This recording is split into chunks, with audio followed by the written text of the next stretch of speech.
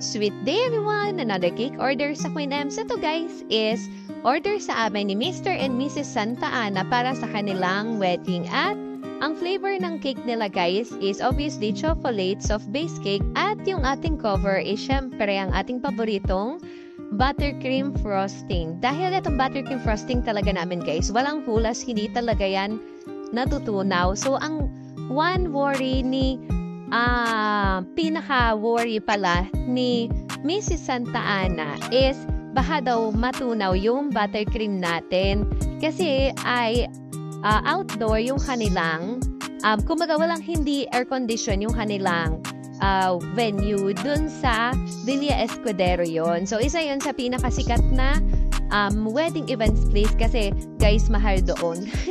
Kaya pag kami ay napapapunta doon, kami ay syempre nagtitingin-tingin na din. Minsan lang naman tayo makapunta sa ganon. So ayun, tinitingnan na rin namin kung ano yung meron doon sa Villa Escudero kasi nga mahal ang entrance doon. I love you. But my heart tayo. So ayun, mabalik tayo sa cake. Ito na yung final cover natin guys. Yung kanyang final cover is ombre gray and white kasi yun yung motif nila, gray and white. Pero ayaw ni Mrs. Santa Ana ng sobrang dark gray daw. So paano ko ba na-achieve yung ganang gray? Ang ginagamit ko guys, yung para food color ng liquid food color ng Chef Master pang spray paint. So yung ginagamit ko. Tapos nag-add ako ng konting brown para hindi siya maging color dark purple. Alam niyo, nagpa-purple kasi yung ating black pack.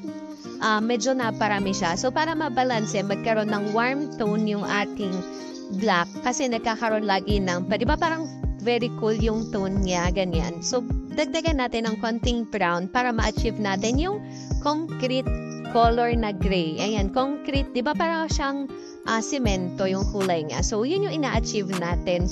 Tapos, yung pinakamalaking bulaklak na nilalagay ko guys, yun ay fuzzy rice flower ko. Kayo ay maghahanap sa Shopee. Tapos yung other details natin ay artificial flowers, dried flowers. Tapos yung nilalagay ko kanina na leaves, mami, papakita ko sa inyo kung ano yung leaves na yon.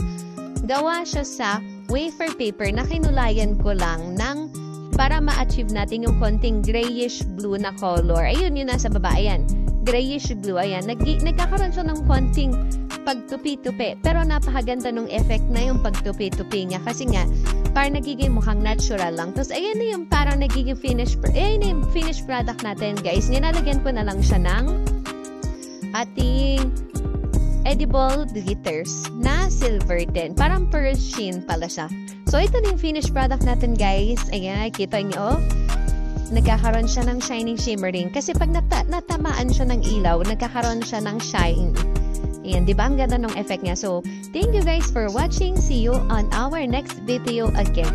Bye!